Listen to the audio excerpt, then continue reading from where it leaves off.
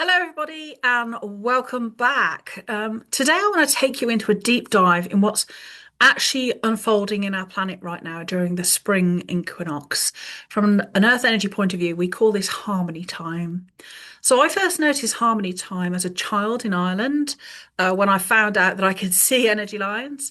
So, these energy lines through the landscape were like weaving these threads of luminous energy, and they created like this living tapestry of light across the landscape, these moving, swirling forms of energy, plasma, sparkly light. And at this time, what happens is the largest lines would, rather than being all moving all over, that begin to sync their waveforms. And then that ripple would meet at every node point that they met, and they would bring into harmony, into synchronicity, all the other lines that met. So the largest ones come into sync, they would meet at the node point, and then all the other lines would come into harmony. They would all start moving in the same wave patterns. So it would feel like the whole of the landscape was breathing in unison. So this is what kind of happens. It's like from rather than all these different waves, it's like, an orchestra all playing different tunes. They would all come into synchronicity. It would be harmonious.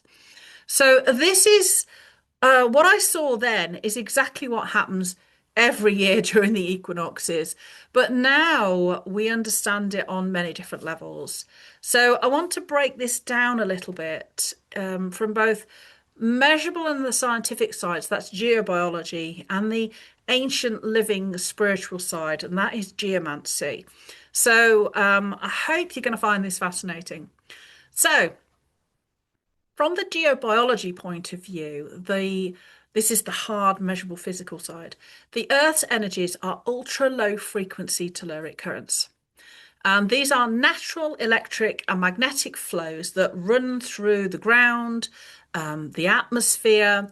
They're driven by solar wind and cosmic rays and our planet's own spinning dynamo, the electromagnetic, the core of the planet. They carry electromagnetic information. So think of them as like the Earth's nervous system. It's pulsing with data about the health of the whole biosphere, the Earth, and everything in it, including us. And where these currents concentrate, they create, and this is what we call nodes. So they come in together in these different node points. They create high pressure zones of ultra low vibration. So there's a lot of low vibration, but it's a high pressure. We can feel that when we stand and we feel it differently. So most lines, usually move at slightly different frequencies. As I say, think of it like musicians in an orchestra warming up in different keys. So we all hear that different warming up sound. And so you get different sort of expansions and contractions. They all, slight shifts in direction, various intensities, depending on the type of line that there is. But the big ones, these are what we often call emperor dragons. So they're the huge energy lines that circumnavigate the planet. These are the giants of the energy lines, and these are at they are the widest, most powerful, and globally encircling currents. They go all the way around the globe. And normally they're out of phase really with what we would call smaller, let's call them song lines or grid lines or ley lines. So grid lines are one thing and song lines are another form of line. But they're not normally out of phase. They're not all moving in the same wave frequency.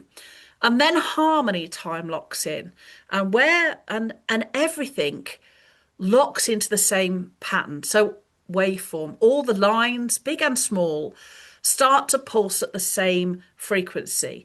So the emperor dragons first begin their perfect waveform sync, and that they meet at nodal points where other lines meet, and then their coherent wave travels outwards. So they become like the conductor holding the baton of energy lines. And all the smaller lines that cross them at the nodal points, they're getting trained in this same wave pattern. And now the whole orchestra is playing in perfect unison.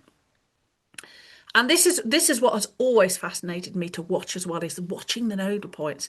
At each node, and this is minor as well as the more powerful ones. You'll probably feel it more at the powerful ones, but even at small ones, and you may have small lines creating a small node in your backyard. Lines can be really small, but this is especially true of the powerful ones. The energy there organizes itself into a double toroid formation. So that's two interlocking torus fields. So imagine a torus field like a donut, and they interlock. And they spin in opposite directions. So one kind of spins upwards and one spins downwards, with a central vortex inside. So this isn't just pretty geometry. This is two toruses, one spinning upwards and one spinning downwards. And what that does, it creates a stable, self-reinforcing cosmic battery. So it just keeps feeding itself with energy, if you like. And scientifically, it does several measurable things. It amplifies the local geomagnetic field. And it so that means we will feel that more because our body is highly attuned to those geomagnetic fields. It will boost negative ion production in the air. So that's what gives us that fresh, alive feeling when we're at sacred sites.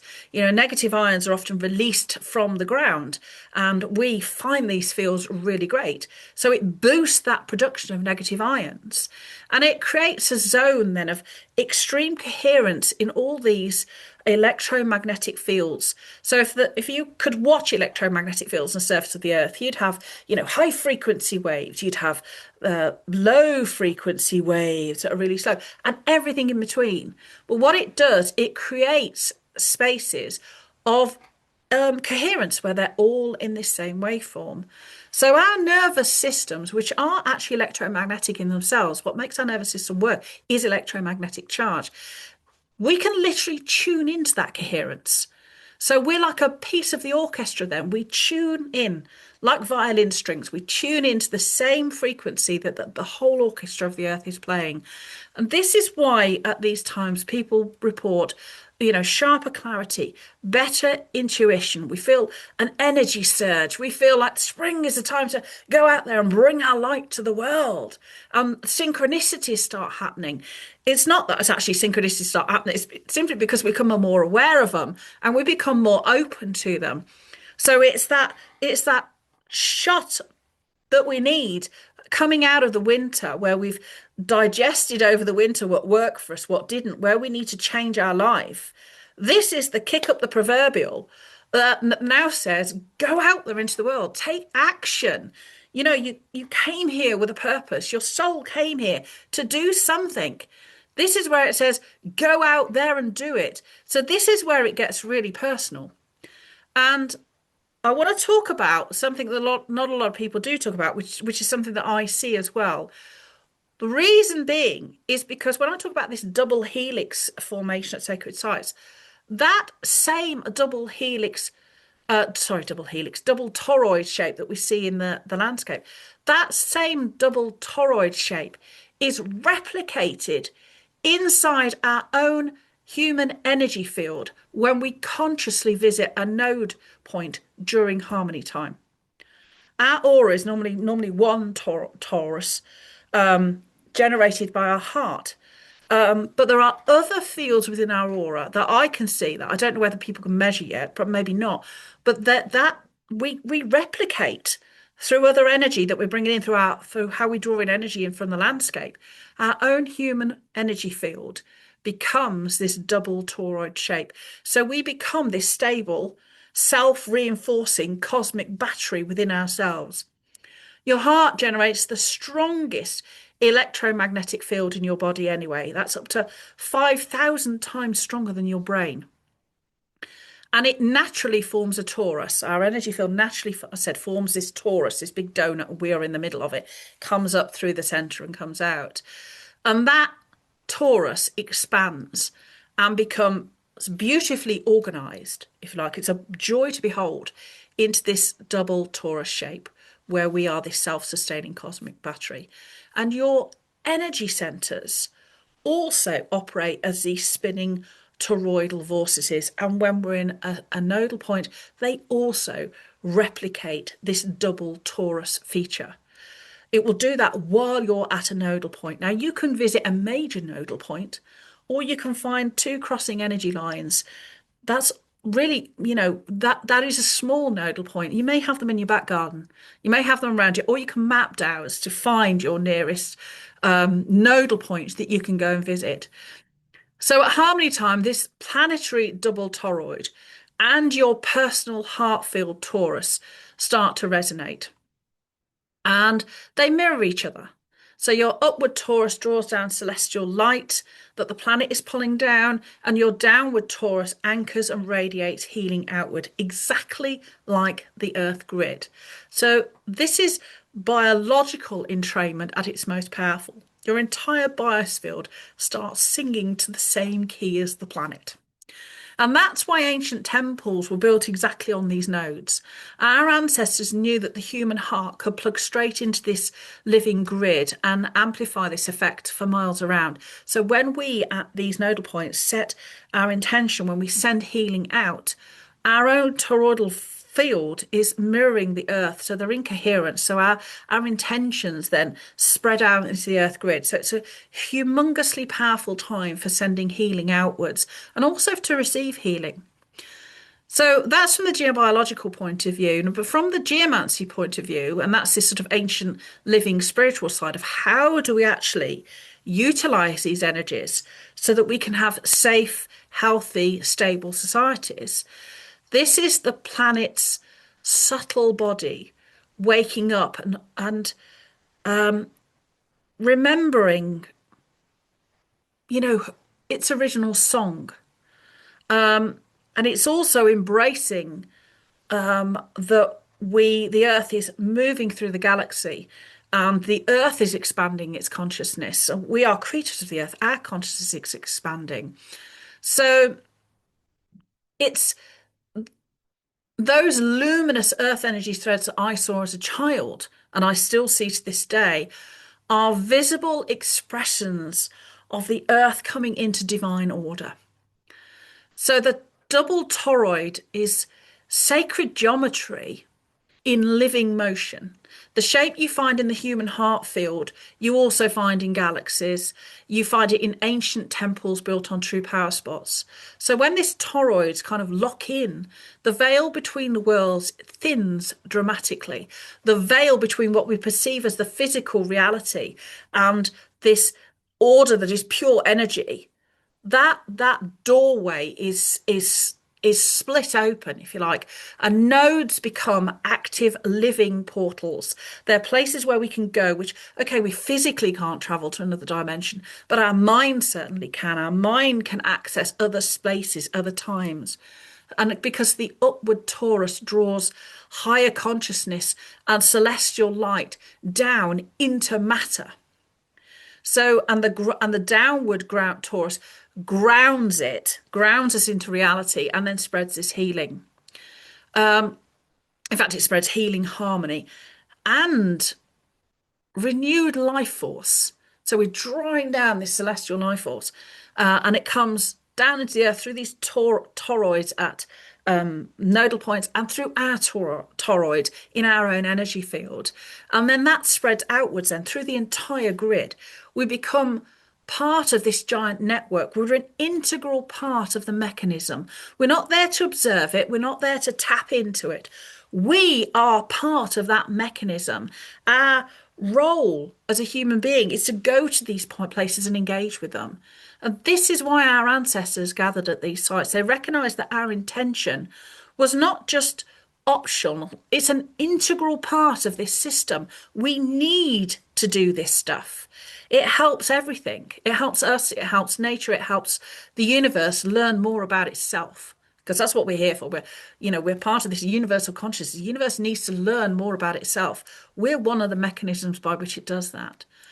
So this is why our ancestors gathered at these sacred sites. They are literal, kissing points where heaven and earth meet, and where one focused human intention can ripple across continents, can ripple out there through the universe. And this is the part that I now find absolutely fascinating, and it blows my mind. The harmony window used to be just a few hours or a couple of days when I was a kid. We won't talk about how long ago that was. Um, but since around 2017, the periods have lengthened dramatically. So what used to be 12 hours is now stretching into weeks, 50 days, 65 days. Um, and Rory Duff, bless him, a wonderful geobiologist, sadly passed away recently, projected that by the end of 25, we're moving towards year-round harmony because the equinoxes, when they come into harmony, like I said, it used to be just a slither. They're both extending so that eventually we will come. And why are we doing this? Why is this happening? I touched on this a little bit. It's because the Earth is passing through a galactic current sheet. So this is a vast region of space filled with higher cosmic energy and different electromagnetic properties. So our solar system is moving through the edge of this sheet, and it's roughly 200 to 300 years wide, and that transition is accelerating. So the effects are measurable. Our planet's magnetic field, which has been weakening, is allowing more cosmic rays and solar energy through. And the Emperor Dragon lines, I talked about earlier on, they're the widest lines, they have widened considerably and more of them have appeared.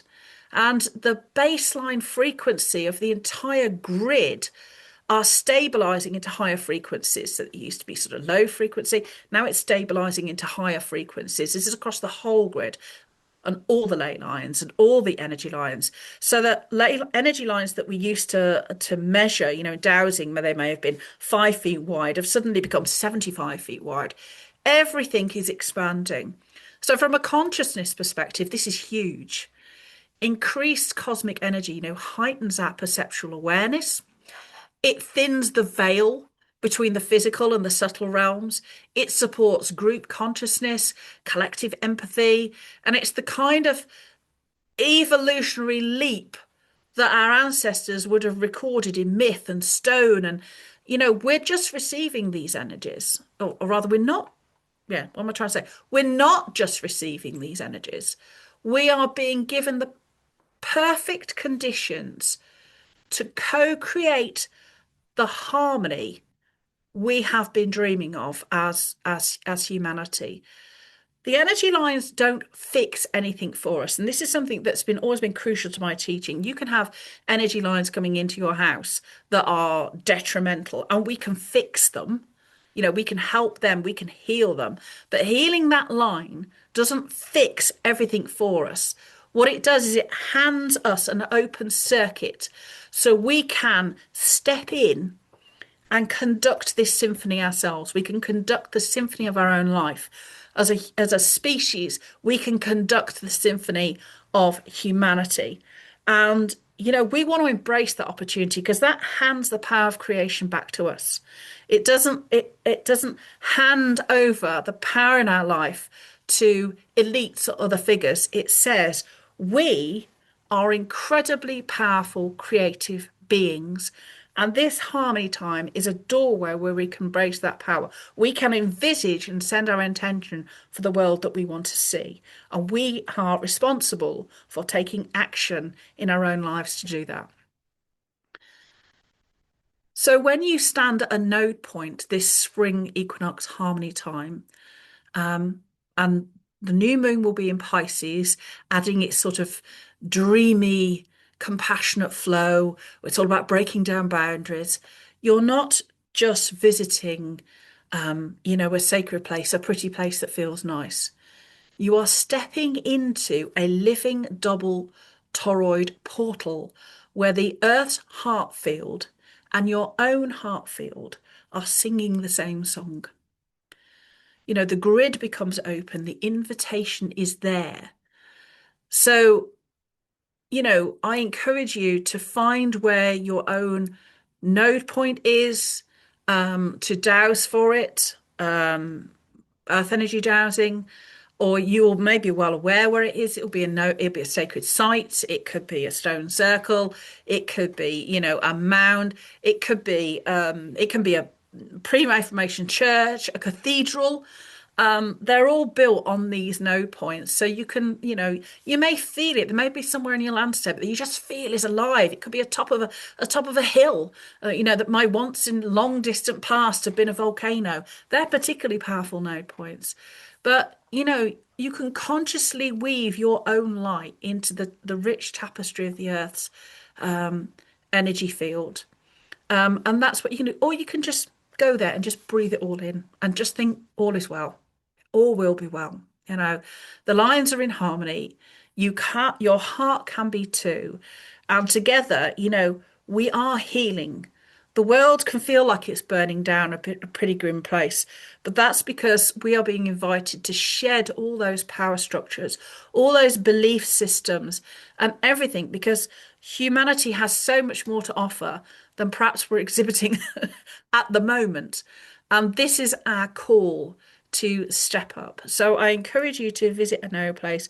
Go with the highest intentions, go with light, go with love, and just know that even if you can't see it, you're stepping into this wonderful harmonics, this double toroid, and your energy field for the time that you are there will also exhibit this double helix structure. And you are part of that essential grid that brings all things into creation. So thank you very much for watching, and I will see you next time.